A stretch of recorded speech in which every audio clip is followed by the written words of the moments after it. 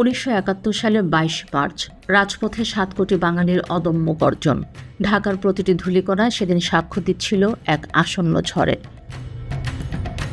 সকালে প্রেসিডেন্ট ভবনে এক গুরুত্বপূর্ণ বৈঠকে বসেন বঙ্গবন্ধু শেখ মুজিবুর রহমান এবং জুলফিকার আলী ভুট্টো। বৈঠক শেষে নিজের বাসভবনে ফিরে বঙ্গবন্ধু সাংবাদিকদের সামনে স্পষ্ট জানিয়ে দেন, আমাদের আন্দোলন চলছে, লক্ষ্য অর্জিত না হওয়া পর্যন্ত এই সংগ্রাম থামবে না। প্রেসিডেন্ট ইয়াহিয়া খান ২৫ মার্চের নির্ধারিত জাতীয় পরিষদের অধিবেশন স্থগিত ঘোষণা করেন, কিন্তু বাংলার মানুষ বুঝে গিয়েছিল এটি কেবলই একটি চাল।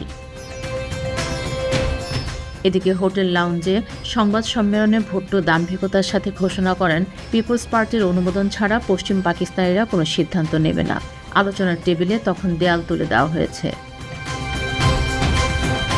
সেদিন বায়তুল মোকাররম প্রাঙ্গণে সমবেত হন সশস্ত্র বাহিনীর সাবেক বাঙালি সৈনিকরা। তারা ঘোষণা করেন, বঙ্গবন্ধুর নেতৃত্বে স্বাধীনতার লড়াইয়ে তারা আর ঘরে বসে থাকবেন না। ইতিহাস বলছে, সেদিন ধানমন্ডি ৩২ নম্বরে আছড়ে পড়েছিল মিছিলের উত্তাল ঢেউ। একদিনে এত মিছিল এর আগে কখনো দেখেনি ৩২ নম্বর। সেদিন দৈনিক ইত্তেফাক সহ বিভিন্ন পত্রিকা বাংলার স্বাধিকার শিরোনামে বিশেষ ক্রোড়পত্র প্রকাশ করে।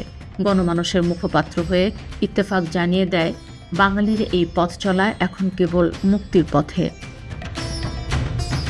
২২ মার্চ ছিল সেই ক্ষণ যখন আলোচনার শেষ আশাটুকুও নিভে যাচ্ছিল আর জ্বলে উঠছিল স্বাধীনতার মশাল।